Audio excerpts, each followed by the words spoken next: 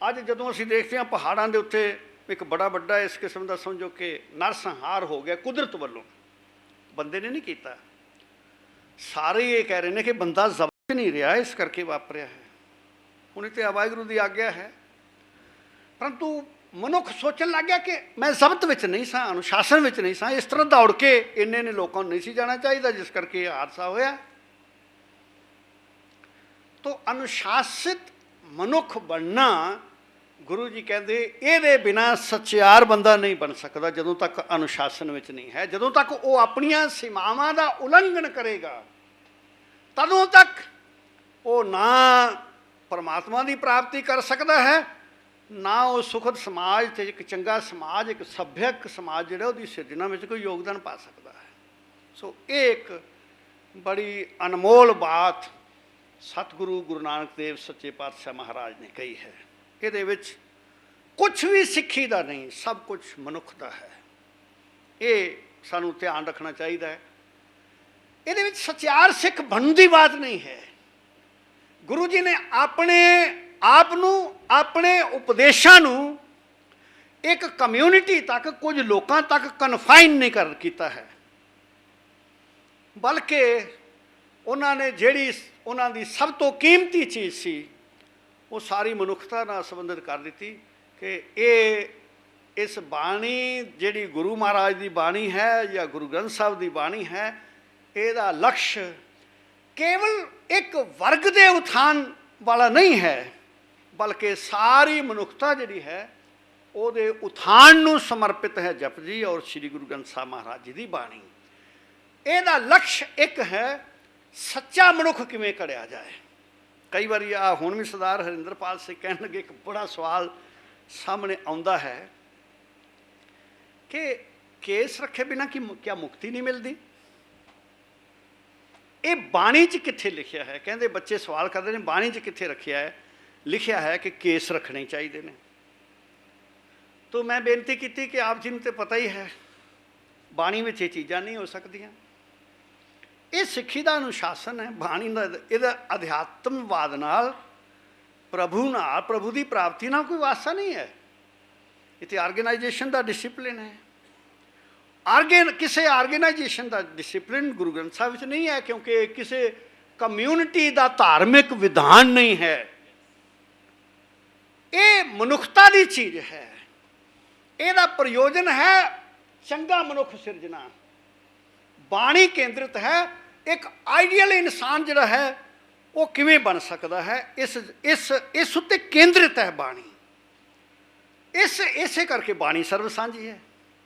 तो एक बात अनमोल जिहड़ी है गुरु साहब जी ने सानू दित्ती है कि जे चंगी मनुखता का निर्माण करना है तां उहदे लई आग्या विच रहना चाहिए अपनी इच्छा नाल, क्योंकि नहीं डंडे नाल, राज शक्ति के डंडे नाल भी आग्या विच आवांगे और प्रभु का डंडा भी साडे सिर ते है, वो आग्या विच चलना ही पवेगा। इधर उधर दौड़ भज ते कर नहीं सकते। इस करके अच्छा होवे कि स्वै इच्छा नाल हर तरीके के अनुशासन का मनुख पालन करे, डंडे की लोड़ ना पवे। ये मैसेज जिहड़ा है वो सानू जप बाणी के आरंभ विच दिता है। अगे सुनिया दियां पौड़ियां हन, सुनिया सिद्ध पीर सुरनाथ, सुनिया तरतबल आकाश। मैं विचों विचों क्योंकि सारा कुछ कर नहीं पावांगे आपां, इस करके मोटिया मोटिया चीज़ां असीं कर लईए। हुण इत्थे भी तुसीं ये देखोगे कि ये नहीं कहा कि नाम सुनने वाले चीज़ प्राप्त होवेगी। सुनिया सिद्ध पीर सुरनाथ, वाहिगुरू जी ने कंन दिते ने ते कहंदे कन्नां नाल चंगियां बातां सुनने नाल मनुख बहुत उचाई तक पहुँच सकता है। सुन सुन के मनुख बहुत ज्ञानवान हो सकता है। ये नहीं कहा कि प्रभु का नाम सिमरन सुन के या बाणी सुन के बंदा उच्चा हो सकता है, बल्कि एक विशाल दृष्टि दे दी है कि कन्नां नाल सुन सुन के ज्ञान दियां बातां मनुख इन्ना वड्डा हो सकता है कि कई सारा जीवन लोगों ने जी साधना करके जो चीज़ां प्राप्त कीतियां ने वो मनुख नूं सुन के ही प्राप्त हो सकती हैं। असी कोई संगीत की साधना नहीं की, परंतु गलबात करन दे योग हाँ। क्यों? क्योंकि राग सुने हैं कन्नां नाल। जिहड़ा असीं कहने ना कि रागां विच कीर्तन अच्छा नहीं लगता, क्योंकि सुनिया ही कोई नहीं।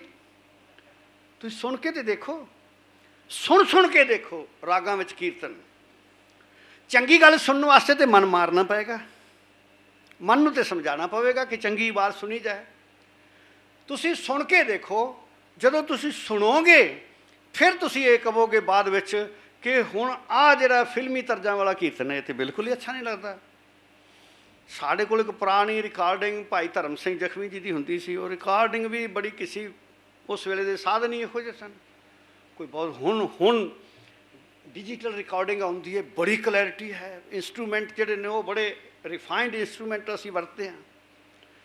ਤਾਂ ਮੈਂ ਆਪਣੇ ਇੱਕ ਰਿਸ਼ਤੇਦਾਰ ਜਿਹੜਾ ਬੜਾ ਪੜ੍ਹਿਆ ਲਿਖਿਆ ਹੈ ਅਤੇ ਵੱਡਾ ਪੁਲਿਸ ਅਫਸਰ ਹੈ, ਉਹਨੂੰ ਮੈਂ ਭਾਈ ਧਰਮ ਸਿੰਘ ਜ਼ਖਮੀ ਦੀ ਜਿੰਨੀ ਰਿਕਾਰਡਿੰਗ ਮੇਰੇ ਕੋਲ ਸੀ ਉਹਨੂੰ ਦੇ ਦਿੱਤੀ। ਹੁਣ ਮੈਂ ਜਦੋਂ ਕਦੇ ਜਾਵਾਂ ਅਤੇ ਜੇ ਕੀਰਤਨ ਦੀ ਗੱਲ ਹੋਵੇ, ਉਹ ਕਹਿੰਦਾ ਵੀਰ ਜੀ ਆਹ ਕੀ ਕੀਤਾ ਜੇ, ਤੁਸੀਂ ਆਹ ਕੀ ਦੇ ਦਿੱਤਾ? ਮੈਂ ਕਿਹਾ ਕਿਉਂ? ਕਹਿੰਦਾ ਇਹ ਕਿਸੇ ਪਿੱਟੀ ਰਿਕਾਰਡਿੰਗ ਹੈ, ਅੱਜ ਕੱਲ੍ਹ ਡਿਜੀਟਲ ਰਿਕਾਰਡਿੰਗ ਆਉਂਦੀ ਹੈ, ਇਤਨੀ ਵਧੀਆ ਸਾਰਾ ਕੁਛ, ਪਰੰਤੂ ਹੁਣ ਉਹਨੂੰ ਸੁਣਨ ਨੂੰ ਦਿਲ ਨਹੀਂ ਕਰਦਾ। ਆਹ ਤੁਸੀਂ ਐਸਾ ਸੁਣਾ ਛੱਡਿਆ, ਇਹ ਜਿਹੋ ਜਿਹੀ ਰਿਕਾਰਡਿੰਗ ਹੈ ਉਹੋ ਜਿਹੀ ਸੁਣਨੀ ਪੈਂਦੀ ਹੈ। ਤਾਂ ਗੁਰੂ ਜੀ ਕਹਿੰਦੇ ਨੇ ਕਿ ਚੰਗੀਆਂ ਬਾਤਾਂ ਸੁਣਨ ਨਾਲ ਇੱਕ ਸ਼੍ਰੇਸ਼ਠ ਇਨਸਾਨ ਬਣ ਸਕਦਾ ਹੈ, ਪਰੰਤੂ ਅੱਗੇ ਫਿਰ ਕੰਡੀਸ਼ਨ ਲਾਉਂਦੇ ਨੇ ਕਿ ਜੋ ਕੁਝ ਚੰਗਾ ਸੁਣਿਆ ਉਹਨੂੰ ਮੰਨਣਾ ਵੀ ਪਵੇਗਾ, ਉਹਦਾ ਮਨਨ ਕਰਨਾ ਪਵੇਗਾ, ਉਹਦਾ ਚਿੰਤਨ ਕਰਨਾ ਪਵੇਗਾ। ਚਿੰਤਨ ਕਰਕੇ ਔਰ ਨਿਰੰਤਰ ਚਿੰਤਨ ਕਰਕੇ, ਨਿਰੰਤਰ ਸੁਣ ਕੇ ਅਤੇ ਨਿਰੰਤਰ ਚਿੰਤਨ ਕਰਕੇ ਮਨੁੱਖ ਆਪਣੇ ਲਕਸ਼ ਤੱਕ ਪਹੁੰਚ ਸਕਦਾ ਹੈ। ਮੰਨੇ ਕੀ ਗਤੀ ਕਹੀ ਨਾ ਜਾਏ, ਜੇ ਕੋ ਕਹਿ ਪਿਛੇ ਪਛਤਾਏ, ਕਾਗਦ ਕਲਮ ਲਿਖਨਹਾਰ ਮੰਨੇ ਕਾ ਵੈ ਕਰਨ ਵਿਚਾਰ, ਐਸਾ ਨਾਮ ਨਿਰੰਜਨ ਹੋਏ, ਜੇ ਕੋ ਮਨ ਜਾਣੈ ਮਨ ਕੋਏ। ਗੱਲ ਕੇਵਲ ਸ਼ਰਵਣ ਦੀ ਨਹੀਂ ਹੈ, ਸ਼ਰਵਣ ਕਰਕੇ ਫਿਰ ਸ਼ਰਵਣ ਦਾ ਲਾਭ ਵੀ ਪ੍ਰਾਪਤ ਕਰਨਾ ਹੈ ਕਿ ਮਨ ਦੇ ਵਿੱਚ ਉਸ ਦਾ ਚਿੰਤਨ ਕਰਨਾ, ਮਨਨ ਕਰਨਾ ਹੈ। ਜਪ ਬਾਣੀ ਜਿਹੜੀ ਹੈ ਇਹਦੀ ਇੱਕ ਬੜੀ ਜਿਹੜੀ ਕੀਮਤੀ ਚੀਜ਼ ਹੈ ਉਹ ਹੈ ਸਤ ਸੁਹਾਨ ਸਦਾ ਮਨ ਚਾਹ। ਇਹ ਸਾਡੇ ਧਿਆਨ 'ਚ ਰਹਿਣਾ ਚਾਹੀਦਾ ਹੈ। ਸੰਸਾਰ ਦੀ ਪਿਕਚਰ ਸਾਡੇ ਮਨਾਂ ਵਿੱਚ ਕੋਈ ਬਹੁਤ ਚੰਗੀ ਨਹੀਂ ਹੈ, ਬਹੁਤ ਚੰਗੀ ਪਿਕਚਰ ਨਹੀਂ। ਇਸ ਕਰਕੇ ਸਾਡਾ ਨਿੰਦਿਆ ਅਤੇ ਚੁਗਲੀ ਦਾ ਤਵਾ ਦਿਨ ਰਾਤ ਚੱਲਦਾ ਰਹਿੰਦਾ ਹੈ। ਕਦੇ ਇਹ ਕਹਿ ਹੀ ਨਹੀਂ ਸਕਦੇ ਕਿ ਇਹ ਚੰਗਾ ਹੈ। ਹਮੇਸ਼ਾ ਅਸੀਂ ਕਹਾਂਗੇ ਕਿ ਨਹੀਂ ਬਈ ਇਹ ਬੁਰਾ ਹੈ, ਇਹ ਮਾੜਾ ਹੈ। ਭੈਣ ਭਰਾ ਰਿਸ਼ਤੇਦਾਰ ਸੰਬੰਧੀ ਉਹ ਕਿਸੇ ਨਾ ਕਿਸੇ ਲੈਵਲ 'ਤੇ ਸਭ ਜਿਹੜੇ ਨੇ ਅਸੀਂ ਕਹਾਂਗੇ ਨਹੀਂ ਇਹ ਖਰਾਬ ਕੰਮ ਕਰਦਾ, ਇਹ ਭੈੜਾ, ਇਹ ਭੈੜਾ, ਇਹ ਭੈੜਾ। ਜਗਤ ਦੀ ਤਸਵੀਰ ਸਾਡੇ ਮਨ ਵਿੱਚ ਕੋਈ ਬਹੁਤ ਚੰਗੀ ਨਹੀਂ ਹੈ। ਜੇ ਇਹ ਚੰਗੀ ਬਣ ਜਾਵੇ ਫਿਰ ਕੋਈ ਸਮੱਸਿਆ ਹੀ ਨਹੀਂ ਹੈ, ਫਿਰ ਇਹਦੇ ਵਿੱਚ ਦੁੱਖ ਹੀ ਕੋਈ ਨਹੀਂ ਹੈ।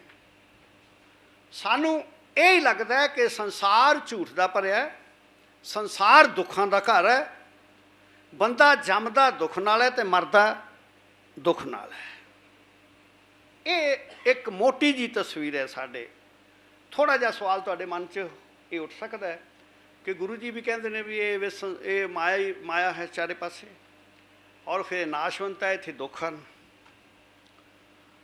ਗੁਰੂ ਜੀ ਜਿਹੜੇ ਇਸ ਦੀ ਨਾਸ਼ਵੰਤਤਾ ਦੀ ਬਾਤ ਕਰਦੇ ਨੇ ਅਤੇ ਇਹਦੇ ਦੁੱਖ ਸਰੂਪ ਦੀ ਗੱਲ ਕਰਦੇ ਨੇ, ਉਹ ਕਹਿੰਦੇ ਨੇ ਕਿ ਇਹ ਅਗਿਆਨ ਕਾਰਨ ਹੈ, ਜਾਣਿਆ ਨਹੀਂ ਸੰਸਾਰ ਨੂੰ, ਇਸ ਕਰਕੇ ਬੰਦਾ ਮਰਿਆ ਹੈ, ਇਸ ਕਰਕੇ ਬੰਦਾ ਮਰਦਾ ਹੈ, ਅਤੇ ਇਸ ਕਰਕੇ ਬੰਦਾ ਰੋਜ਼ ਮਰਦਾ ਹੈ, ਕਿਉਂਕਿ ਉਸਨੇ ਸੰਸਾਰ ਨੂੰ ਜਾਣਿਆ ਨਹੀਂ। ਜੇ ਇਸ ਨੂੰ ਜਾਣ ਲਵੇ ਫਿਰ ਇਸ ਦਾ ਇਹ ਸਰੂਪ ਨਹੀਂ ਹੈ। ਜਦੋਂ ਨਹੀਂ ਜਾਣਿਆ ਤੇ ਕੂੜ ਰਾਜਾ, ਕੂੜ ਪ੍ਰਜਾ, ਕੂੜ ਸਭ ਸੰਸਾਰ ਹੋ ਗਿਆ। ਜਦੋਂ ਜਾਣ ਲਿਆ ਤੇ ਫਿਰ ਸੱਚੇ ਤੇਰੇ ਖੰਡ, ਸੱਚੇ ਬ੍ਰਹਿਮੰਡ, ਸੱਚੇ ਤੇਰੇ ਲੋਹ, ਸੱਚੇ ਆਕਾਰ, ਸੱਚੇ ਤੇਰੇ ਕਰਨੇ ਸਰਬ ਵਿਚਾਰ, ਸਭ ਕੁਝ ਸਤ ਸਰੂਪ ਹੈ ਔਰ ਸਭ ਕੁਝ ਵਿਸਮਾਦ ਹੈ। ਵਿਸਮਾਦ ਨਾਦ, ਵਿਸਮਾਦ ਵੇਦ, ਵਿਸਮਾਦ ਜੀ, ਵਿਸਮਾਦ ਭੇਦ ਹੈ। ਤਾਂ ਇਹ ਵਿਸਮਾਦ ਹੈ, ਤਾਂ ਇਹ ਅਸੀਮ ਆਨੰਦ ਹੈ, ਤਾਂ ਜਗਤ ਸਤ ਸਵਰੂਪ, ਪਰੰਤੂ ਆਪਣੀ ਕੁਬੁੱਧੀ ਦੇ ਕਾਰਨ, ਆਪਣੇ ਮਨ ਦੀ ਅਪਵਿੱਤਰਤਾ ਦੇ ਕਾਰਨ ਸਾਰਾ ਸੰਸਾਰ ਦੂਸ਼ਿਤ ਅਤੇ ਦੁੱਖਮਈ ਲੱਗ ਰਿਹਾ ਹੈ। ਇਹ ਸਮੱਸਿਆ ਹੈ ਸਾਡੀ ਇੱਕ। ਗੁਰੂ ਜੀ ਕਹਿੰਦੇ ਨੇ ਜੇ ਤੁਸੀਂ ਜਗਤ ਨੂੰ ਸਮਝਣਾ ਹੈ, ਪਰਮੇਸ਼ਰ ਨੂੰ ਸਮਝਣਾ ਹੈ, ਤਾਂ ਇਹ ਫਾਰਮੂਲਾ ਸੂਤਰ ਹੈ ਸਤ ਸਵਰੂਪ ਹੈ। ਸਤ ਸਵਰੂਪ ਕੀ ਹੈ? ਕੇਵਲ ਪਰਮੇਸ਼ਰ ਨਹੀਂ ਹੈ। ਜਦੋਂ ਆਉਂਦਾ ਅਸੀਂ ਕਹਿੰਦੇ ਹਾਂ ਪਰਮੇਸ਼ਰ ਸਤ ਸਵਰੂਪ ਹੈ। ਪਰਮੇਸ਼ਰ ਤੇ ਪ੍ਰਕਿਰਤੀ ਨੂੰ ਭਿੰਨ ਭਿੰਨ ਨਹੀਂ ਕੀਤਾ ਜਾ ਸਕਦਾ। ਪਰਮੇਸ਼ਰ ਨੂੰ ਇੱਥੋਂ ਕੁਦਰਤ ਵਿੱਚੋਂ ਕੱਢਿਆ ਥੋੜ੍ਹਾ ਜਾ ਸਕਦਾ। ਕੋਈ ਦੇਸ਼ ਨਿਕਾਲਾ ਥੋੜ੍ਹਾ ਦੇ ਸਕਦੇ ਹਾਂ ਕਿ ਨਿਕਲ ਜਾਓ ਜੀ ਇੱਥੇ ਤੇ ਅਸੀਂ ਰਹਿੰਦੇ ਹਾਂ, ਤੁਸੀਂ ਨਹੀਂ ਆਉਣਾ। ਕਹਿੰਦੇ ਤੇ ਅਸੀਂ ਇਹ ਹੀ ਹਾਂ, ਇੱਥੇ ਅਸੀਂ ਰਹਿੰਦੇ ਹਾਂ, ਤੁਸੀਂ ਨਹੀਂ ਆਉਣਾ। ਇਹ ਗੁਰਦੁਆਰਾ ਸਿੱਖਾਂ ਦਾ, ਤੁਸੀਂ ਨਹੀਂ ਆਉਣਾ। ਇਹ ਮਸਜਿਦ ਮੁਸਲਮਾਨ ਦੀ ਹੈ, ਤੁਸੀਂ ਨਹੀਂ ਆਉਣਾ। ਤੋ ਰੱਬ ਨੂੰ ਅਸੀਂ ਫਿਰ ਕੀ ਹੈ ਕਿ ਘੇਰ ਘੂਰ ਕੇ ਬਈ ਮਹੱਲੇ 'ਚ ਗਲੀਆਂ 'ਚ ਇੱਧਰ ਨਾ ਘੁੰਮ, ਤੂੰ ਇੱਥੇ ਮੰਦਰ ਦੀ ਮੂਰਤੀ 'ਚ ਬਹਿ ਜਾ ਜਾਂ ਗੁਰਦੁਆਰੇ 'ਚ ਬੈਠਾ ਰਹੋ, ਇੱਥੇ ਆਰਾਮ ਨਾਲ ਬਾਹਰ ਕੰਮਕਾਜ ਕਰਨ ਦਿਓ ਸਾਨੂੰ, ਔਰ ਜਾਂ ਮਸਜਿਦ ਵਿੱਚ ਕੈਦ ਹੋ ਜਾ। ਸਾਡੀ ਪ੍ਰਵਿਰਤੀ ਤਾਂ ਇਹ ਵੇ ਕਿ ਰੱਬ ਸਾਨੂੰ ਕਿਤੇ ਟੱਕਰ ਨਾ ਜਾਏ, ਸਾਡੇ ਸਾਹਮਣੇ ਨਾ ਆ ਜਾਏ, ਇਹਨੂੰ ਇੱਕ ਪਾਸੇ ਕਰ ਦਈਏ। ਪਹਿਲੀ ਗੱਲ ਤਾਂ ਇਹ ਵੇ ਕਿ ਕਹਿੰਦੇ ਆ ਕਿ ਨਹੀਂ ਹੈ ਹੀ ਬੜਾ ਪਰੇ ਆ। ਜਦੋਂ ਰੱਬ ਦੀ ਗੱਲ ਆ ਉੱਪਰ ਦੇਖਣ ਲੱਗ ਜਾਂਦੇ ਆ, ਥੱਲੇ ਕਿਸੇ ਨੇ ਦੇਖਿਆ ਹੀ ਨਹੀਂ। ਥੱਲੇ ਨਹੀਂ ਦੇਖਿਆ, ਕਿਉਂਕਿ ਥੱਲੇ ਦੇਖੇਗਾ ਉਹਦਾ ਆਪਣਾ ਆਪਾ ਹੈ, ਅੰਦਰ ਝਾਤੀ ਮਾਰਨੀ ਪੈਗੀ। ਉਹਦੇ ਉੱਪਰ ਉੱਪਰ ਹੀ ਦਿੰਦਾ ਹੈ ਕਿ ਬਸ ਤੂੰ ਮੇਰੇ ਨੇੜੇ ਨਾ, ਬਸ ਉੱਪਰ ਰਹਿ। ਜਗਤ ਨਾਲੋਂ ਪਰਮੇਸ਼ਰ ਨੂੰ ਤੋੜ ਕੇ ਰੱਖਿਆ ਹੈ। ਇਸ ਕਰਕੇ ਜਦੋਂ ਜੇ ਵਿਆਖਿਆ ਵੀ ਵਿਆਖਿਆ ਕਰੇਗਾ, ਜਦੋਂ ਉਹਦੇ ਸੱਤ ਸੁਹਾਨ ਸਲਾਮਾਂ, ਉਹ ਕਹੇਗਾ ਪ੍ਰਭੂ ਜੀ ਜਿਹੜੇ ਨੇ ਸੱਤ ਸਵਰੂਪ ਨੇ, ਪ੍ਰਭੂ ਨਾਲੋਂ ਜਗਤ ਭਿੰਨ ਨਹੀਂ ਹੈ। ਜੇ ਉਹ ਸੱਤ ਸਵਰੂਪ ਹੈ ਤਾਂ ਇਹ ਉਹਦਾ ਰੂਪ ਜਿਹੜਾ ਹੈ ਇਹ ਵੀ ਸੱਤ ਸਰੂਪ ਹੈ। ਇਹ ਸੱਤ ਹੈ, ਇਹ ਜਗਤ ਔਰ ਇਸ ਜਗਤ ਦਾ ਕਰਤਾ ਸੱਤ ਹੈ, ਔਰ ਉਹਦੇ ਵਿੱਚ ਅਨੰਤ ਬਿਊਟੀ ਹੈ। ਹੁਣ ਇਹ ਅਨੰਤ ਬਿਊਟੀ ਅਸੀਂ ਦੇਖ ਲਈਏ ਕਿ ਕਦੇ ਸਾਡੇ ਹਿਰਦੇ 'ਚ ਆਈ ਹੈ? ਸਾਡੇ ਹਿਰਦੇ 'ਚ ਬਿਊਟੀ ਨਹੀਂ ਹੈ। ਸਾਡੇ ਹਿਰਦੇ ਵਿੱਚ ਇਹ ਵੇ ਕਿ ਇਹ ਵੀ ਸੋਹਣਾ ਨਹੀਂ, ਇਹ ਵੀ ਸੋਹਣਾ ਨਹੀਂ, ਇਹਦੇ ਵਿੱਚ ਇਹ ਬੁਰਾਈ ਹੈ, ਇਹਦੇ ਵਿੱਚ ਇਹ ਬੁਰਾਈ ਹੈ। ਅਸੀਂ ਦੁਰਗੁਣੀ ਗਿਣਦੇ ਰਹਿੰਦੇ ਹਾਂ ਅਤੇ ਸਾਨੂੰ ਕੁਰੂਪਤਾ ਹੀ ਕੁਰੂਪਤਾ ਨਜ਼ਰ ਆਉਂਦੀ ਹੈ। ਕਿਤੇ ਰੰਗ ਦੀ ਕੁਰੂਪਤਾ ਹੈ, ਕਿਤੇ ਨਸਲ ਦੀ ਕੁਰੂਪਤਾ ਹੈ, ਕਿਤੇ ਧਾਰਮਿਕ ਭੇਦਭਾਵ ਦੀ ਕੁਰੂਪਤਾ ਹੈ। ਕੁਰੂਪਤਾ ਹੀ ਕੁਰੂਪਤਾ ਹੈ, ਸੁੰਦਰਤਾ ਹੈ ਹੀ ਨਹੀਂ, ਕਿਤੇ ਸੋਹਣਾਪਣ ਹੈ ਹੀ ਕੋਈ ਨਹੀਂ। ਔਰ ਜਪਜੀ ਦੇ ਵਿੱਚ ਵਾਹਿਗੁਰੂ ਸੋਹਣਾ ਹੀ ਸੋਹਣਾ ਹੈ, ਖਿੜਿਆ ਪਿਆ ਹੈ। ਜਪਜੀ ਜਿਹੜਾ ਹੈ ਉਹ ਕਹਿੰਦਾ ਹੈ ਵੀ ਇਹ ਸੰਸਾਰ ਦੇ ਵਿੱਚ ਰੱਬ ਇਤਨਾ ਵਿਕਸਿਤ, ਇਤਨਾ ਪ੍ਰਫੁੱਲਿਤ ਹੈ ਕਿ ਸੁਹੱਪਣ ਤੋਂ ਸਿਵਾ, ਸੋਹਣੇਪਣ ਤੋਂ ਸਿਵਾ, ਸੁੰਦਰਤਾ ਤੋਂ ਸਿਵਾ ਇੱਥੇ ਕੋਈ ਚੀਜ਼ ਹੀ ਨਹੀਂ ਹੈ। ਇਹ ਸਾਰਾ ਸੁੰਦਰ ਹੈ, ਸਤ ਹੈ, ਸੁੰਦਰ ਹੈ ਔਰ ਆਨੰਦਪੂਰਵਕ ਹੈ। ਸਦਾ ਮਨ ਚਾਓ, ਵਿਗਾਸ ਹੀ ਵਿਗਾਸ ਹੈ, ਖੇੜਾ ਹੀ ਖੇੜਾ ਹੈ। ਹੁਣ ਜੇ ਸਾਡੇ ਮਨ ਵਿੱਚ ਇੱਕ ਪਲ ਦਾ ਖੇੜਾ ਵੀ ਨਹੀਂ ਤੇ ਇਹ ਫਿਰ ਅਸੀਂ ਆਪਣਾ ਦੁਖਾਂਤ ਸਮਝ ਸਕਦੇ ਹਾਂ। ਅਸੀਂ ਫਿਰ ਸਾਨੂੰ ਇਹ ਸਮਝਣਾ ਚਾਹੀਦਾ ਹੈ ਕਿ ਅਜੇ ਅਸੀਂ ਜਿਹੜਾ ਮਨ ਹੈ ਆਪਣਾ, ਇਸ ਨੂੰ ਚੰਗਾ ਬਣਾਉਣ ਲਈ ਕੋਈ ਡਿਸਿਪਲਿਨ, ਕੋਈ ਅਨੁਸ਼ਾਸਨ, ਕੋਈ ਯਤਨ ਹੀਲਾ ਜਿਹੜਾ ਹੈ ਉਹ ਕੀਤਾ ਨਹੀਂ ਹੈ ਇਸ ਨੂੰ ਚੰਗਾ ਬਣਾਉਣ ਦਾ। ਇਸ ਕਰਕੇ ਵਿਕਾਸ ਨਹੀਂ ਹੈ। ਵਿਕਾਸ ਕਿਵੇਂ ਹੋਏਗਾ? ਜੇ ਸੱਤ ਸਵਰੂਪ ਹੋ ਜਾਏ ਜਗਤ, ਸੱਤ ਸਵਰੂਪ ਹੋ ਜਾਏਗਾ ਤੇ ਉਹਦੇ ਵਿੱਚ ਕੀ ਹੈ ਕਿ ਫਿਰ ਮੁਸਲਮਾਨ ਨੂੰ ਇਹ ਕਹਿਣਾ ਪਏਗਾ ਬੜਾ ਸੋਹਣਾ ਹੈ, ਤਾਂ ਉਹਦੀ ਨਮਾਜ਼ ਸੋਹਣੀ ਲੱਗਣ ਲੱਗ ਪਏਗੀ, ਉਹਦੀ ਨਮਾਜ਼ ਵਿੱਚ ਸੱਚ ਨਜ਼ਰ ਆਉਣ ਲੱਗ ਜਾਏਗਾ, ਉਹਦੀ ਮਸਜਿਦ ਵਿੱਚ ਸੱਚ ਨਜ਼ਰ ਆਉਣ ਲੱਗ ਜਾਏਗਾ, ਹਿੰਦੂ ਦੀ ਪੂਜਾ ਵਿੱਚ ਸੱਚੀ ਦਿਸੇਗੀ ਅਤੇ ਸਿੱਖ ਦਾ ਕੀਰਤਨ ਸੱਚਾ ਦਿਸੇਗਾ ਦੂਜਿਆਂ ਨੂੰ, ਔਰ ਉਹਦੇ ਵਿੱਚ ਸੁੰਦਰਤਾ ਦਿਸੇਗੀ। ਅਤੇ ਜਦੋਂ ਇਹ ਸਥਿਤੀ ਆ ਜਾਏਗੀ ਫਿਰ ਤਾਂ ਆਨੰਦ ਹੀ ਆਨੰਦ ਹੈ। ਅਤੇ ਜੇ ਇੱਥੋਂ ਨਿਕਲਿਆ ਮੁਸਲਮਾਨ ਮੱਥੇ ਲੱਗ ਗਿਆ ਅਤੇ ਕੌਣ ਮੱਥੇ ਲੱਗ ਗਿਆ, ਹਿੰਦੂ ਮੱਥੇ ਲੱਗ ਗਿਆ ਅਤੇ ਕੌਣ ਮੱਥੇ ਲੱਗ ਗਿਆ। ਜੇ ਇਹ ਹੀ ਸੋਚਦੇ ਅਸੀਂ ਚਲੇ ਗਏ ਤੇ ਫਿਰ ਇਸ ਸੰਸਾਰ ਦੇ ਵਿੱਚ ਜਿਹੜਾ ਪੈਰ ਪੈਰ 'ਤੇ ਆਨੰਦ ਪ੍ਰਫੁੱਲਿਤ ਹੋਇਆ ਹੈ, ਉਸ ਆਨੰਦ ਨਾਲ ਸਾਡੀ ਕੋਈ ਸਾਂਝ ਬਣ ਨਹੀਂ ਸਕਦੀ ਅਤੇ ਸਾਡੇ ਮਨ ਦੀ ਭਟਕਣਾ ਜਿਹੜੀ ਹੈ ਉਹ ਦੂਰ ਨਹੀਂ ਹੋ ਸਕਦੀ। ਮੈਂ ਸੰਖੇਪ ਕਰਦਿਆਂ ਅਸੰਖ ਦੀ ਪੌੜੀਆਂ ਜਿਹੜੀਆਂ ਨੇ ਇਹਨਾਂ ਵਿੱਚ ਕਿਹਾ ਵੀ ਪ੍ਰਮਾਤਮਾ ਦੀ ਇਹ ਜਿਹੜੀ ਕੁਦਰਤ ਹੈ ਇਹ ਅਨੰਤ ਹੈ ਔਰ ਇਹਦਾ ਹਰ ਪੱਖ ਅਨੰਤ ਹੈ। ਇੱਥੇ ਜਿਹੜਾ ਸਾਨੂੰ ਭਾਸਦਾ ਹੈ ਕਿ ਲੋਕ ਗਲਤ ਕੰਮ ਕਰ ਰਹੇ ਨੇ, ਪਾਪ ਕਰ ਰਹੇ ਨੇ, ਕੁਕਰਮ ਕਰ ਰਹੇ ਨੇ, ਉਹ ਵੀ ਬੇਅੰਤ ਹਨ। ਪਰ ਦੂਜੇ ਪਾਸੇ ਧਰਮ ਦੀ ਸਾਧਨਾ ਕਰਨ ਵਾਲੇ ਜਪੀ ਤਪੀ ਸੰਤੋਖੀ ਲੋਕ, ਉਹ ਵੀ ਬੇਅੰਤ ਹਨ।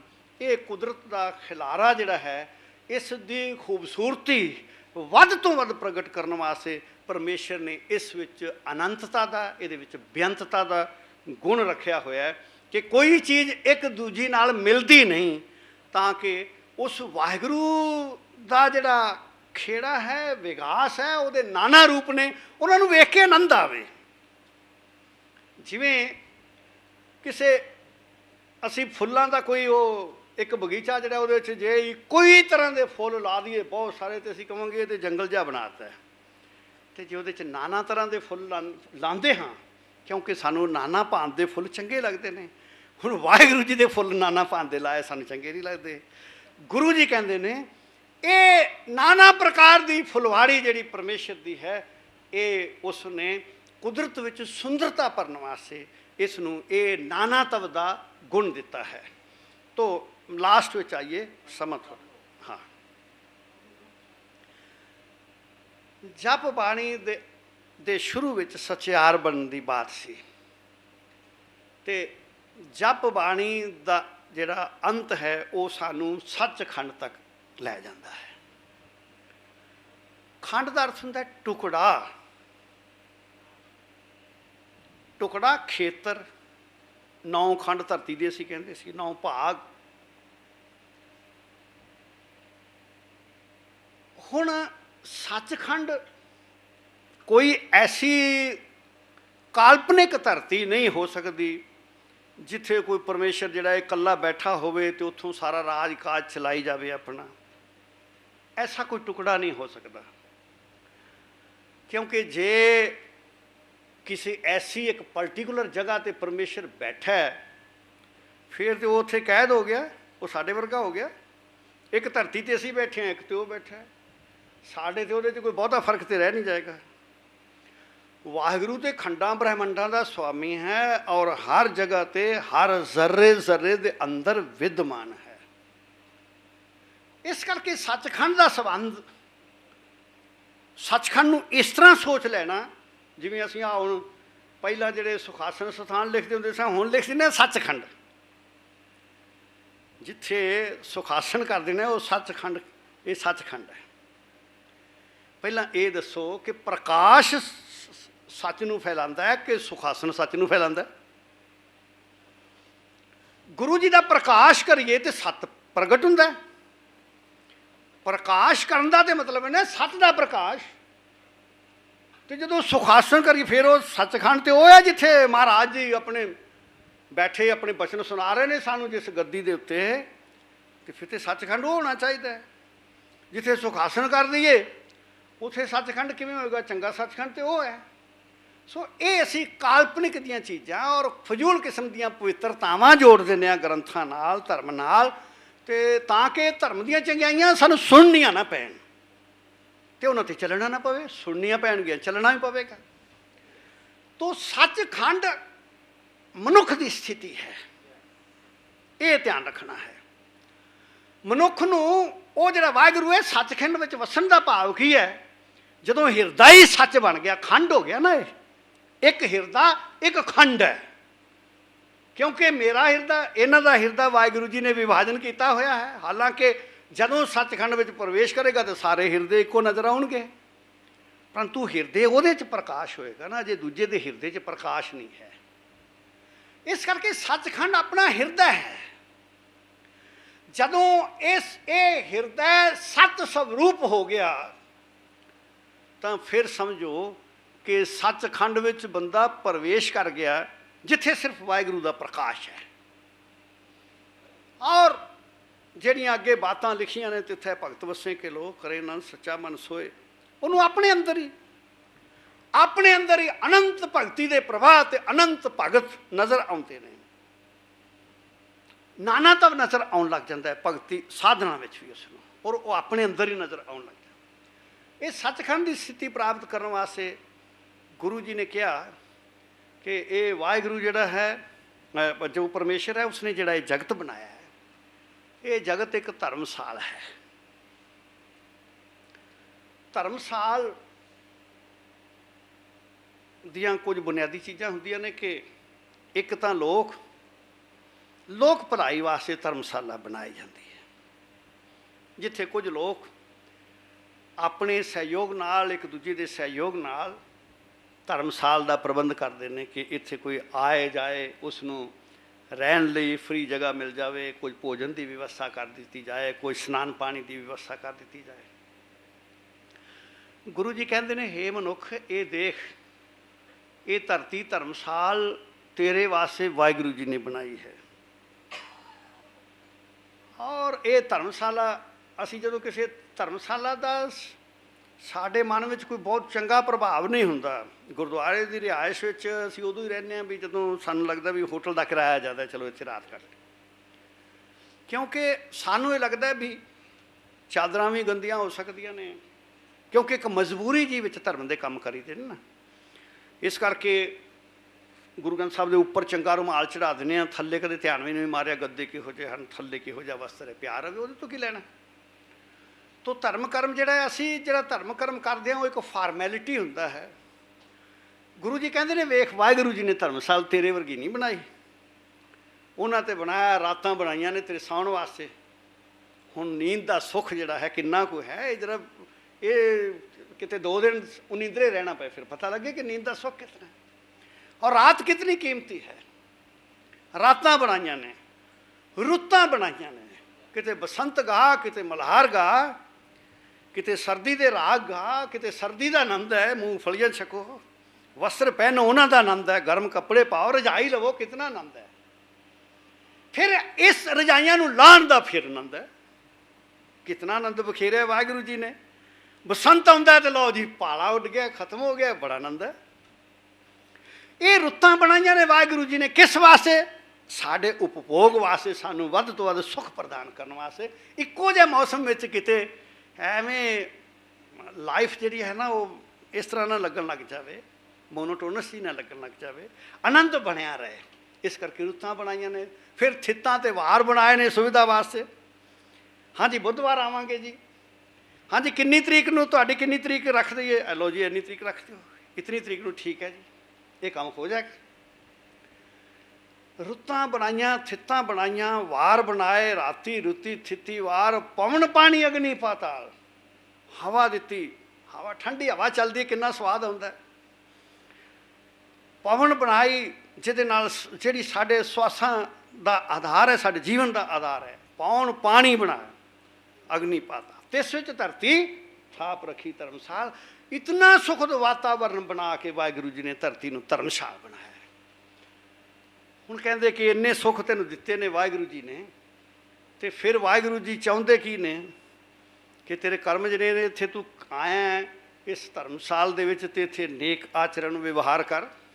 ਗੁਰਦੁਆਰੇ ਵਿੱਚ ਚਲੇ ਜਾਵਾਂਗੇ, ਸਰਾਂ ਦੇ ਬਾਹਰ ਹੀ ਲਿਖਿਆ ਹੋਣਾ ਸਿਗਰਟ ਪੀਣੀ ਪੀਣਾ ਵਰਜਿਤ ਹੈ। ਇੱਥੇ ਵਿਹਾਰ ਠੀਕ ਕਰੀਂ, ਇੱਥੇ ਤੂੰ ਨਸ਼ੇ ਕਰਨ ਵਾਸਤੇ ਨਹੀਂ ਆਇਆ, ਧਰਮਸ਼ਾਲ ਵਿੱਚ ਆਇਆ ਤੇ ਧਰਮ ਦਾ ਪਰਿਪਾਲਨ ਤੈਨੂੰ ਕਰਨਾ ਪਵੇਗਾ। ਗੁਰੂ ਜੀ ਕਹਿੰਦੇ ਨੇ ਕਿ ਤੇਰੇ ਵਾਸਤੇ ਇਤਨਾ ਵਧੀਆ ਧਰਮਸ਼ਾਲਾ ਬਣਾਈ ਹੈ ਤੇਰੇ ਰਹਿਣ ਲਈ, ਇਹਦਾ ਕੋਈ ਪੈਸਾ ਤੇ ਵਾਹਿਗੁਰੂ ਜੀ ਲੈ ਨਹੀਂ ਰਹੇ ਤੇਰੇ ਤੋਂ। ਹੁਣ ਇੱਥੇ ਇਹ ਤੇਰੇ ਹਿੱਤ ਵਿੱਚ ਹੈ, ਵਾਹਿਗੁਰੂ ਦਾ ਕੁਝ ਨਹੀਂ ਵਿਗੜਨਾ। ਇਹ ਤੇਰੇ ਵੀ ਹਿੱਤ ਵਿੱਚ ਹੈ ਕਿ ਤੂੰ ਇੱਥੇ ਚੰਗਾ ਵਿਵਹਾਰ ਕਰੇ। ਇਸ ਕਰਕੇ ਕਹਿੰਦੇ ਕਿ ਕਰਮੀ ਕਰਮੀ ਹੋਏ ਵਿਚਾਰ, ਇੱਕ ਇੱਕ ਕਰਮ ਵਿਚਾਰਿਆ ਜਾਏਗਾ। ਜੇ ਕੋਈ ਯਾਤਰੂ ਕਿਸੇ ਧਾਰਮਿਕ ਸਰਾਂ ਵਿੱਚ ਰਹਿੰਦਾ ਹੈ, ਵੈਸੇ ਤਾਂ ਹੋਟਲਾਂ ਵਿੱਚ ਵੀ ਵਿਵਹਾਰ ਲਈ ਜਿਹੜਾ ਹੈ ਉਹ ਕੋਡ ਆਫ ਕੰਡਕਟ ਜਿਹੜਾ ਬਣਿਆ ਹੋਇਆ ਹੈ ਵੀ ਇਹੋ ਜਿਹਾ ਵਿਵਹਾਰ ਕਰਨਾ। ਪਰ ਧਰਮਸ਼ਾਲ ਵਿੱਚ ਤਾਂ ਅਸੀਂ ਹੋਰ ਕਹਿੰਦੇ ਹਾਂ ਨਾ ਕਿ ਇੱਥੇ ਧਾਰਮਿਕ ਵਿਅਕਤੀ ਲੱਗੇ, ਚੰਗਾ ਵਿਅਕਤੀ ਲੱਗੇ, ਇੱਕ ਕਰਮ ਵਿਚਾਰਿਆ ਜਾਏਗਾ ਉੱਥੇ ਕਿ ਤੂੰ ਕਿਵੇਂ ਉੱਠਦਾ ਬੈਠਦਾ ਹੈ। ਇੱਥੇ ਜੇ ਤੂੰ ਅਨੁਸ਼ਾਸਨ ਵਿੱਚ ਰਹਿੰਦਾ ਜਾਂ ਨਹੀਂ ਰਹਿੰਦਾ, ਤਾਂ ਗੁਰੂ ਜੀ ਕਹਿੰਦੇ ਨੇ ਕਿ ਕਰਮੀ ਕਰਮੀ ਹੋਏ ਵਿਚਾਰ। ਫਿਰ ਕਹਿੰਦੇ ਸੱਚਾ ਆਪ ਸੱਚਾ ਦਰਬਾਰ। ਇੱਥੇ ਤੇ ਸੰਸਾਰ ਦੇ ਵਿੱਚ ਤੇ ਤੈਨੂੰ ਕੋਈ ਜਿਹੜਾ ਹੈ ਜਿਹੜਾ ਨਿਆਂ ਕਰਨ ਵਾਲਾ ਹੈ ਉਹ ਵੀ ਪੈਸੇ ਪੂਸੇ ਲੈ ਕੇ ਛੱਡ ਸਕਦਾ, ਪਰੰਤੂ ਵਾਹਿਗੁਰੂ ਜੀ ਦਾ ਦਰਬਾਰ ਸੱਚਾ, ਉੱਥੇ ਪੂਰਾ ਨਿਆਂ ਹੋਣਾ ਹੈ, ਪੂਰੇ ਨਿਆਂ ਦਾ ਧਿਆਨ ਰੱਖਣਾ ਹੈ। ਤੇਰਾ ਇੱਕ ਕਰਮ ਵੀ ਉਹਦੀ ਨਿਗਾਹ ਤੋਂ ਓਲੇ ਨਹੀਂ ਹੋ ਸਕਦਾ। ਹਰ ਕਰਮ ਜਿਹੜਾ ਹੈ ਉਹਦੀ ਵਿਚਾਰ ਹੋਵੇਗੀ। ਇਹ ਨਹੀਂ ਵਿਚਾਰਿਆ ਜਾਏਗਾ ਕਿ ਤੂੰ ਬੋਧੀ ਰੱਖੀ ਸੀ ਜਾਂ ਜਨੇਊ ਪਾਇਆ ਸੀ ਜਾਂ ਤਸਬੀਹ ਫੜੀ ਸੀ ਹੱਥ ਵਿੱਚ, ਤੂੰ ਨਮਾਜ਼ ਕਰਦਾ ਸੀ ਕਿ ਪੂਜਾ ਕਰਦਾ ਸੀ ਕਿ ਕੀਰਤਨ ਕਰਦਾ ਸੀ। ਇਹ ਨਹੀਂ ਪੁੱਛਿਆ ਜਾਣਾ। ਇਹ ਪੁੱਛਿਆ ਜਾਣਾ ਹੈ ਕਿ ਤੂੰ ਕਰਮ ਕਰਦਾ ਸੀ ਤੇ ਕੈਸਾ ਕਰਮ ਕਰਦਾ ਸੀ, ਔਰ ਕਰਮ ਕਰਕੇ ਤੇਰੇ ਮਨ ਵਿੱਚ ਉਹਦਾ ਕਰਮ ਦਾ ਪ੍ਰਭਾਵ ਕੀ ਸੀ। ਕਰਮ ਤੂੰ ਸਿਰਫ ਵਿਖਾਵੇ ਦਾ ਕਰਦਾ ਸੀ ਕਿ ਉਸ ਕਰਮ ਦਾ ਤੇਰੇ ਮਨ ਉੱਤੇ ਪ੍ਰਭਾਵ ਸੀ, ਤੂੰ ਮਨੋਂ ਕੀਤਾ ਹੈ। ਇਹ ਵੀ ਵਿਚਾਰਿਆ ਜਾਏਗਾ ਕਿਉਂਕਿ ਉਹਦੇ ਤੋਂ ਛਿਪ ਨਹੀਂ ਸਕਦਾ, ਵਾਹਿਗੁਰੂ ਤੋਂ ਛਿਪ ਨਹੀਂ ਸਕਦਾ। ਤਾਂ ਫਿਰ ਗੁਰੂ ਜੀ ਕਹਿੰਦੇ ਇੱਕ ਸੱਭਿਅਕ ਵਿਵਹਾਰ ਕਿਵੇਂ ਕਰਨਾ ਚਾਹੀਦਾ ਹੈ, ਬੰਦੇ ਨੂੰ ਪਤਾ ਕਿਵੇਂ ਲੱਗੇ, ਇਹ ਸਮੱਸਿਆ ਹੈ। ਹੁਣ ਸਾਨੂੰ ਪਤਾ ਕਿਵੇਂ ਲੱਗੇ ਕਿ ਇਸ ਧਰਤੀ ਧਰਮਸ਼ਾਲ ਨੂੰ ਇੱਕ ਬਹੁਤ ਹੀ ਪਵਿੱਤਰ ਧਰਮਸਾਲ ਇਹਦਾ ਦਾ ਸਰੂਪ ਜਿਹੜਾ ਵਾਹਿਗੁਰੂ ਜੀ ਨੇ ਬਣਾਇਆ, ਇਹਨੂੰ ਕਾਇਮ ਰੱਖਣ ਵਾਸਤੇ ਵਿਵਹਾਰ ਕਿਹੋ ਜਿਹਾ ਕੀਤਾ ਜਾਏ। ਕਹਿੰਦੇ ਉਹਦੇ ਵਾਸਤੇ ਗਿਆਨਵਾਨ ਹੋਣ ਦੀ ਲੋੜ ਹੈ ਔਰ ਅਨੇਕ ਪ੍ਰਕਾਰੀ ਗਿਆਨ ਪ੍ਰਾਪਤ ਕਰਨ ਦੀ ਲੋੜ ਹੈ। ਉਹ ਗਿਆਨ ਖੰਡ ਵਿੱਚ ਆ ਗਿਆ, ਕਿਤੇ ਪੌਣ ਪਾਣੀ ਵੇ ਸੰਤਰ, ਕਿਤੇ ਕਾਨ ਮਹੇਸ਼, ਸਾਰੇ ਪੱਖਾਂ ਦਾ ਗਿਆਨ, ਹਰ ਤਰੀਕੇ ਦਾ ਗਿਆਨ, ਕਵਿਤਾ ਦਾ, ਗੀਤ ਦਾ, ਇਤਿਹਾਸ ਦਾ, ਧਾਰਮਿਕ ਗ੍ਰੰਥਾਂ ਦਾ, ਭੂਗੋਲ ਦਾ, ਖਗੋਲ ਦਾ, ਸਮੁੰਦਰਾਂ ਦਾ, ਕਿਤੇ ਰਤਨ ਸਮੁੰਦ, ਸਾਰੀ ਪਦਾਰਥਕ ਖੋਜ ਵੀ ਇਸ ਗਿਆਨ ਵਿੱਚ, ਗਿਆਨ ਖੰਡ ਵਿੱਚ ਸ਼ਾਮਲ ਕਰ ਲਈ ਹੈ। ਇੱਕ ਸੁਖਦ ਮਨੁੱਖਤਾ ਦੇ ਵਾਸਤੇ ਸਾਰੀਆਂ ਚੀਜ਼ਾਂ ਦੀ ਲੋੜ ਹੈ। ਇੱਥੇ ਹਰ ਪ੍ਰਕਾਰ ਦੇ ਗਿਆਨ ਦੀ ਜ਼ਰੂਰਤ ਹੈ ਔਰ ਇੱਕ ਸੰਤੁਲਿਤ ਗਿਆਨ ਦੀ ਲੋੜ ਹੈ। ਉਹ ਕਹਿੰਦੇ ਇੱਕ ਸੰਤੁਲਿਤ ਗਿਆਨ ਜਿਹੜਾ ਹੈ, ਇਹਦਾ ਪ੍ਰਵਾਹ ਚਲਾਉਣਾ ਇਹ ਸਚਿਆਰ ਪੁਰਖ ਬਣਨ ਵਾਸਤੇ ਜ਼ਰੂਰੀ ਹੈ, ਕਿਉਂਕਿ ਸਚਿਆਰਤਾ ਤੋਂ ਬਿਨਾਂ ਧਰਤੀ ਧਰਮਸਾਲ ਜਿਹੜੀ ਹੈ ਇਹਦੀ ਪਵਿੱਤਰਤਾ ਕਾਇਮ ਰਹਿ ਨਹੀਂ ਸਕਦੀ। ਹੁਣ ਕਹਿੰਦੇ ਗਿਆਨ ਪਾ ਲਿਆ, ਗਿਆਨ ਬੁੱਧੀ ਤੇ ਅੜ ਜਾਏਗਾ। ਕਹਿੰਦੇ ਨਹੀਂ, ਇਹਨੂੰ ਬੁੱਧੀ ਤੱਕ ਨਾ ਰਹਿਣ ਦੇਣਾ, ਹੁਣ ਇਹਦੇ ਨਾਲ ਤੂੰ ਸ਼ਰਮ ਖੰਡ ਵਿੱਚ ਮਿਹਨਤ ਕਰ। ਮਿਹਨਤ ਕਿਹੜੀ? ਆਂਤਰਿਕ, ਅੰਦਰ ਦੀ ਮਿਹਨਤ। ਇਹਨੂੰ ਅੰਦਰ ਵਸਾ। ਜਪ ਨੇ ਕਿੱਥੇ ਲੈ ਜਾਣਾ ਮੰਤਰ ਨੂੰ? ਅੰਦਰ। ਜਪ ਕਿਹਦੇ ਵਾਸਤੇ ਹੈ? ਲੋਕਾਂ ਨੂੰ ਸੁਣਾਉਣ ਵਾਸਤੇ ਨਹੀਂ ਹੈ। ਜਪ ਨਹੀਂ ਲੋਕਾਂ ਨੂੰ ਸੁਣਾਇਆ ਜਾਂਦਾ। ਇਸ ਕਰਕੇ ਜਪ ਵਿਅਕਤੀਗਤ ਹੈ, ਜਪ ਆਪਣੇ ਵਾਸਤੇ ਹੈ। ਜਪ ਨੂੰ ਤੇ ਆਪਣੇ ਅੰਦਰ ਉਤਾਰਨਾ ਹੈ। ਬਾਹਰ ਕਿਸੇ ਨੂੰ ਨਾਮ ਹੀ ਸੁਣੇ ਤੇ ਕੋਈ ਬਾਤ ਨਹੀਂ। ਤੇ ਜੇ ਬਾਹਰ ਹੀ ਬਾਹਰ ਚੱਲਦਾ ਰਿਹਾ, ਫਿਰ ਬੰਦਾ ਸੱਚ ਸ਼ਰਮ ਖੰਡ ਵਿੱਚ ਪ੍ਰਵੇਸ਼ ਨਹੀਂ ਕੀਤਾ। ਸ਼ਰਮ ਖੰਡ ਵਿੱਚ ਪ੍ਰਵੇਸ਼ ਕਰਨਾ ਹੈ ਔਰ ਉੱਥੇ ਫਿਰ ਉਹਦੇ ਨਾਲ ਕੀ ਕਰਨਾ ਹੈ? ਘੜੀਐ ਸੁਰਤ ਮਤ ਮਨ ਬੁੱਧ। ਇਹ ਸ਼ਰਮ ਖੰਡ ਦੀ ਕਾਲ ਹੈ। ਯਤਨ ਪੂਰਵਕ ਆਪਣੀ ਬੁੱਧੀ ਉੱਚੀ ਲਿਜਾਣੀ ਹੈ, ਆਪਣੇ ਮਨ ਨੂੰ ਪਵਿੱਤਰ ਕਰਨਾ ਹੈ, ਆਪਣੇ ਹਿਰਦੇ ਨੂੰ ਪਵਿੱਤਰ ਕਰਨਾ ਹੈ, ਆਪਣੀ ਸੁਰਤ ਜਿਹੜੀ ਹੈ ਉਸ ਨੂੰ ਪਦਾਰਥਕ ਲੋਭ ਲਾਲਸਾ ਤੋਂ ਉੱਪਰ ਉਠਾਉਣਾ ਹੈ। ਸਰਵ ਹਿਤਕਾਰੀ ਸੁਰਤ ਜਿਹੜੀ ਹੈ ਉਹ ਗ੍ਰਹਿਣ ਕਰਨੀ ਹੈ। ਤਾਂ ਗੁਰੂ ਜੀ ਕਹਿੰਦੇ ਇਹ ਆਂਤਰਿਕ ਸਾਧਨਾ ਤੋਂ ਬਾਅਦ ਹੁਣ ਤੇਰਾ ਅੰਦਰ ਠੀਕ ਠਾਕ ਹੋ ਗਿਆ।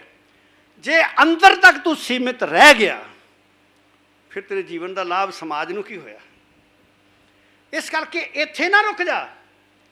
ਇਸ ਮੰਜ਼ਿਲ ਤੱਕ ਤੂੰ ਇੱਕ ਚੰਗਾ ਜੋਗੀ ਬਣ ਸਕਦਾ, ਪਰ ਨਹੀਂ, ਹੁਣ ਤੂੰ ਕਰਮਸ਼ੀਲ ਹੋ। ਜਿਹੜਾ ਕਰਮ ਖੰਡ ਹੈ, ਇਹ ਥੋੜ੍ਹਾ ਜਿਹਾ ਇਹਦੇ 'ਚ ਖਾਸ ਇਤਿਹਾਸਿਕ ਕਾਰਨਾਂ ਕਰਕੇ ਸਿੰਘ ਸਭਾ ਲਹਿਰ ਦੇ ਉਥਾਨ ਤੋਂ ਬਾਅਦ ਕਰਮ ਦੇ ਅਰਥ ਸਿੱਖਾਂ ਨੇ ਬਦਲ ਕੇ ਅਮਲ ਬਖਸ਼ਿਸ਼ ਕਰਦੇ ਨੇ। ਕਰਮ ਖੰਡ ਨੂੰ ਬਖਸ਼ਿਸ਼ ਦਾ ਖੰਡ ਬਣਾ ਦਿੱਤਾ। ਬਖਸ਼ਿਸ਼ ਦਾ ਖੰਡ ਹੋਵੇ ਫਿਰ ਸੱਚਖੰਡ ਦੀ ਲੋੜ ਹੀ ਕੋਈ ਨਹੀਂ। ਬਖਸ਼ਿਸ਼ ਹੋ ਗਈ, ਅੱਗੇ ਹੋਰ ਕੀ ਲੈਣਾ? ਕਿਹੜੇ ਸੱਚਖੰਡ ਵਿੱਚ ਜਾਣ ਦੀ ਲੋੜ ਹੈ? ਦੂਜੀ ਚੀਜ਼ ਇਹ ਹੈ ਕਿ ਜਿਸ ਧਰਮ ਦੀ ਬੁਨਿਆਦੀ ਚੀਜ਼ ਹੋਵੇ, ਸ਼ੁਭ ਅਮਲਾਂ ਬਾਝੋਂ ਦੋਨੋਂ ਰੋਈ। ਸ਼ੁਭ ਅਮਲ ਤੋਂ ਬਿਨਾਂ ਕੁਛ ਨਹੀਂ ਹੈ। ਅਮਲ ਮਾਈਨਸ ਹੋ ਜਾਵੇ ਸਾਧਨਾ ਵਿੱਚੋਂ, ਇਹ ਹੋ ਨਹੀਂ ਸਕਦਾ। ਇਸ ਕਰਕੇ ਕਰਮ ਖੰਡ ਹੈ ਅਮਲ ਦਾ ਖੰਡ ਹੈ, ਜਿੱਥੇ ਅੰਦਰ ਜਿਹੜਾ ਸਾਧਿਆ ਹੋਇਆ ਗਿਆਨ ਹੈ ਉਹਦਾ ਕਰਮਾਂ ਰਾਹੀਂ ਪ੍ਰਕਾਸ਼ ਕਰਨਾ ਹੈ ਔਰ ਜੋਧੇ ਮਹਾਬਲੀ ਸੂਰਬੀਰਾਂ ਵਾਂਗ ਸੱਚ ਜਿਹੜਾ ਅੰਦਰ ਵਸ ਗਿਆ ਉਸ ਨੂੰ ਪ੍ਰਗਟ ਕਰਨਾ ਹੈ। ਚਾਹੇ ਮਨਸੂਰ ਵਾਂਗ ਸ਼ਹਾਦਤ ਹੀ ਦੇਣੀ ਪਵੇ। ਜੋਧੇ ਮਹਾਬਲੀ ਸੂਰਬੀਰ ਤੇ ਇਹੀ ਹੈ ਨਾ। ਜੂਝਣਾ ਹੈ ਸਮਾਜ ਵਿੱਚ ਬੁਰਾਈਆਂ, ਪਹਿਲਾਂ ਅੰਦਰ ਦੀਆਂ ਬੁਰਾਈਆਂ ਨੂੰ ਨਸ਼ਟ ਕਰਨਾ ਹੈ, ਫਿਰ ਸਮਾਜਿਕ ਬੁਰਾਈਆਂ ਜਿਹੜੀਆਂ ਨੇ ਉਹਨਾਂ ਵਿਰੁੱਧ ਸੰਘਰਸ਼ ਕਰਨਾ ਹੈ। ਇਹ ਕਰਮ ਖੰਡ ਦਾ ਧਰਮ ਹੈ ਔਰ ਜਿਹੜਾ ਬੰਦਾ ਇਹ ਕਰ ਲੈਂਦਾ ਹੈ, ਫਿਰ ਉਹ ਸਚਿਆਰ ਪੁਰਸ਼ ਬਣ ਕੇ ਉਹ ਸੱਚਖੰਡ ਵਾਸੀ ਹੈ। ਜਿਹਨੂੰ ਅਸੀਂ ਸੱਚਖੰਡ ਵਾਸੀ ਕਹਿੰਦੇ, ਉਹ ਨਹੀਂ ਸੱਚਖੰਡ ਵਾਸੀ। ਉਹਦੇ ਵਿਚਾਰਾ ਪਤਾ ਨਹੀਂ ਕਿੱਥੇ ਗਿਆ ਹੈ, ਉਹ ਸਾਨੂੰ ਪਤਾ ਨਹੀਂ ਕਿ ਕਿਹੜੇ ਖੰਡ ਵਿੱਚ ਉਹਦਾ ਨਿਵਾਸ ਹੋ ਗਿਆ ਹੈ। ਸੱਚਖੰਡ ਵਿੱਚ ਨਿਵਾਸ ਕਰਨ ਵਾਲਾ ਉਹੀ ਪੁਰਸ਼ ਹੈ ਜਿਹੜਾ ਪੁਰਸ਼ ਇਹ ਚਾਰ ਪ੍ਰਕਾਰੀ ਜਿਹੜੀ ਉੱਪਰਲੀ ਸਾਧਨਾ ਹੈ ਇਸ ਨੂੰ ਸਫਲ ਕਰ ਲੈਂਦਾ ਹੈ। ਉਹ ਸੱਚਖੰਡ ਵਿੱਚ ਪ੍ਰਵੇਸ਼ ਕਰਦਾ ਹੈ। ਉੱਥੇ ਉਹਦੇ ਭੇਦ ਭਾਵ ਮੁੱਕ ਜਾਂਦੇ ਨੇ। ਉੱਥੇ ਫਿਰ ਉਹ ਨਹੀਂ ਕਹਿੰਦਾ ਕਿ ਇਹ ਤੇ ਨਮਾਜ਼ ਕਰਦੇ ਨੇ 5 ਟਾਈਮ, ਅਸੀਂ ਦੇਖੋ 2 ਟਾਈਮ ਨਿਤਨੇਮ ਕਰਕੇ ਤੇ ਅਸੀਂ ਬੜੇ ਵਧੀਆ, ਬੜੇ ਚੰਗੇ ਹਾਂ। ਉਹ ਉੱਥੇ ਤਿੱਥੈ ਭਗਤ ਵਸੇ ਕੇ ਲੋ। ਭਗਤਾਂ ਵਿੱਚ ਕਿਤਨੀ ਕੋਈ ਜੈਲਸੀ ਹੈ, ਤੁਸੀਂ ਦੇਖੋ ਤਾਂ ਸਹੀ ਨਾ। ਸਾਰਾ ਪੁਰਾਣ ਪੜ੍ਹੋ। ਜੇ ਅਰਜੁਨ ਸਾਧਨਾ ਕਰਨ ਗਿਆ ਤੇ ਇੰਦਰ ਨੂੰ ਜਿਹੜਾ ਹੈ ਉਹ ਮੁਸੀਬਤ ਪੈ ਗਈ। ਉਹ ਕਹਿੰਦਾ ਇਹ ਕੌਣ ਹੈ? ਇਹ ਤੇ ਸਵਰਗ ਨੂੰ ਜਿੱਤ ਲਏਗਾ। ਸਾਰੇ ਦੇਵਤਿਆਂ ਨੂੰ ਪਰੇਸ਼ਾਨੀ। ਇੱਕ ਬੰਦਾ ਭਗਤੀ ਕਰ ਰਿਹਾ, ਸਾਰੇ ਦੇਵਤਿਆਂ ਨੂੰ ਪਰੇਸ਼ਾਨੀ ਹੋ ਜਾਂਦੀ ਕਿ ਭਾਈ ਇਹ ਤੇ ਸਾਡੇ ਤੋਂ ਵੱਡਾ ਦੇਵਤਾ ਬਣ ਜਾਏਗਾ। ਤੋ ਉਹਦੀ ਭਗਤੀ ਨੂੰ ਡੁਲਾਓ ਕਿਸੇ ਤਰੀਕੇ ਨਾਲ ਵੀ, ਕਿਸੇ ਤਰ੍ਹਾਂ ਵੀ ਮਾਰ ਕੁੱਟ ਕੇ। ਔਰ ਇਹ ਗੱਲ ਸਿਰਫ ਪੌਰਾਣਿਕ ਨਹੀਂ ਹੈ, ਮਨਸੂਰ ਨੇ ਸਾਧਨਾ ਕੀਤੀ, ਉਹਨੇ ਕਿਸੇ ਦਾ ਕੀ ਵਿਗਾੜ ਲਿਆ ਸੀ? ਅਨਲ ਹਾਕੀ ਕਿਹਾ ਨਾ, ਇਹਦੇ ਨਾਲ ਕਿਸੇ ਨੂੰ ਕੀ ਨੁਕਸਾਨ ਹੈ? ਚਲੋ ਉਹ ਪੱਥ ਭ੍ਰਸ਼ਟ ਹੋ ਗਿਆ, ਤੇ ਹੁਣ ਜੇ ਉਹਨੂੰ ਤੁਹਾਨੂੰ ਕੀ ਪ੍ਰੋਬਲਮ ਹੈ ਕਿ ਤੁਸੀਂ ਉਹਨੂੰ ਕੋਹ ਕੇ ਮਾਰ ਰਹੇ ਹੋ? ਗੁਰੂ ਅਰਜਨ ਦੇਵ ਮਹਾਰਾਜ ਜਾਂ ਕ੍ਰਾਈਸਟ, ਇਹਨਾਂ ਲੋਕਾਂ ਨੇ ਕਿਹੜੇ ਕੋਈ ਗੁਨਾਹ ਪਾਪ ਕੀਤੇ ਸਨ? ਇਹਨਾਂ ਨੂੰ ਟੋਲਰੇਟ ਨਹੀਂ ਕਰ ਸਕਦੇ। ਗੁਰੂ ਜੀ ਕਹਿੰਦੇ ਕਿ ਜਿਹੜਾ ਸੱਚਖੰਡ ਵਿੱਚ ਪ੍ਰਵੇਸ਼ ਕਰਦਾ ਹੈ, ਉਹਦੇ ਅੰਦਰ ਇਤਨੀ ਸਹਿਣਸ਼ੀਲਤਾ ਹੁੰਦੀ ਹੈ, ਇੱਥੋਂ ਦੇ ਜਗਤ ਦੇ ਭਗਤਾਂ ਨਾਲ ਤੇ ਉਹਨੇ ਕੀ ਈਰਖਾ ਕਰਨੀ ਹੈ? ਉਹ ਤੇ ਕਈ ਲੋਕਾਂ ਦੇ ਭਗਤ ਉਹਨੂੰ ਨਜ਼ਰ ਆਉਂਦੇ ਨੇ ਜਿਹੜੇ ਵਾਹਿਗੁਰੂ ਜੀ ਦੀ ਸਾਧਨਾ ਵਿੱਚ ਲੱਗੇ, ਔਰ ਉਹਨੂੰ ਲੱਗਦਾ ਹੈ ਕਿ ਇਹ ਸਾਰੇ ਮੇਰੇ ਤੋਂ ਅੱਛੇ ਹਨ, ਬਾਣੀ ਪੜ੍ਹਦੇ ਹਨ। ਗੁਰੂ ਜੀ ਕਹਿੰਦੇ ਨੇ ਹਿੱਕ ਦੂੰ ਹਿੱਕ ਚੜ੍ਹਾਉਂਦੀਆਂ, ਕੌਣ ਜਾਣਾ ਮੇਰਾ ਨਾਮ ਜਿਉ, ਮੈਂ ਤਾਂ ਬੜਾ ਛੋਟਾ ਜਿਹਾ ਹਾਂ, ਇਹ ਤਾਂ ਬਹੁਤ ਵੱਡੇ ਵੱਡੇ ਲੋਕ ਨੇ, ਇਹ ਹੋਰ ਸਾਧਕ ਤੇ ਮੇਰੇ ਨਾਲ ਬਹੁਤ ਚੰਗੇ ਨੇ, ਇੱਕ ਮੈਂ ਹੀ ਹਾਂ ਇੱਕ ਤੁੱਛ ਜਿਹਾ ਬੰਦਾ, ਬਾਕੀ ਤੇ ਸਾਰੇ ਉੱਚੇ ਨੇ। ਰੂਪਹੀਨ ਬੁੱਧੀ ਬਲਹੀਨੀ ਮੋਏ ਪਰਦੇਸਨ ਦੂਰ ਤੇ ਆਈ, ਮੈਂ ਹੀ ਵਾਹਿਗੁਰੂ ਤੋਂ ਦੂਰੀ ਤੇ ਹਾਂ, ਬਾਕੀ ਤੇ ਸਭ ਨੇੜੇ ਨੇ, ਬਾਕੀ ਤਾਂ ਉਹਦੇ ਪਾਸ ਨੇ। ਸੋ ਇਹ ਉਪਦੇਸ਼ ਗੁਰੂ ਜੀ ਨੇ ਲਾਸਟ ਵਿੱਚ ਜਿਹੜਾ ਸ਼ਲੋਕ, ਪਵਨ ਗੁਰੂ ਪਾਣੀ ਪਿਤਾ ਮਾਤਾ ਧਰਤੀ ਮਹਤ ਦਿਵਸ ਰਾਤ ਦਾਈ ਦਾ ਖਿਲੇ ਸਗਲ ਜਗਤ, ਚੰਗਿਆਈਆਂ ਬੁਰਿਆਈਆਂ ਵਾਚੈ ਧਰਮ ਹਦੂਰ, ਕਰਮੀ ਆਪੋ ਆਪਣੀ ਫੇਰੇ ਨਚੋੜ ਕੱਢ ਛੜਿਆ, ਕਰਮੀ ਆਪੋ ਆਪਣੀ ਕੇ ਨੇੜੈ ਕੇ ਦੂਰ, ਜਿਨੀ ਨਾਮ ਤੇ ਆਇਆ ਗਏ ਮਸ਼ੱਕਤ ਕਾਲ, ਨਾਨਕ ਤੇ ਮੁਖ ਉਜਲੇ ਕੀਤੀ। ਸੋ ਇਹ ਹੀਰੇ ਮੋਤੀਆਂ ਦਾ ਇੱਕ ਦੁਰਲਭ ਖਜ਼ਾਨਾ ਹੈ, ਕਿਉਂਕਿ ਮਹਾਂਪੁਰਖਾਂ ਦਾ ਇੱਕ ਇੱਕ ਵਚਨ ਉਹਨਾਂ ਦੇ ਮੂੰਹ ਚੋਂ ਜਿਹੜਾ ਨਿਕਲਦਾ ਹੈ, ਉਹ ਹਜ਼ਾਰਾਂ ਜਵਾਹਰਾਤ ਇੱਕ ਵਚਨ ਦੀ ਕੀਮਤ ਨਹੀਂ ਹੋ ਸਕਦੀ। ਸੋ ਇਸ ਵਿੱਚ ਤੇ ਅਨੰਤ ਹੀਰੇ ਮੋਤੀ ਨੇ। ਮੈਂ ਤੇ ਛੋਟੀਆਂ ਛੋਟੀਆਂ ਚੀਜ਼ਾਂ ਜਿਹੜੀਆਂ ਨੇ ਚੁਣ ਕੇ ਉਹ ਆਪ ਜੀ ਦੇ ਸਨਮੁਖ ਪੇਸ਼ ਕਰ ਸਕਿਆ ਹਾਂ।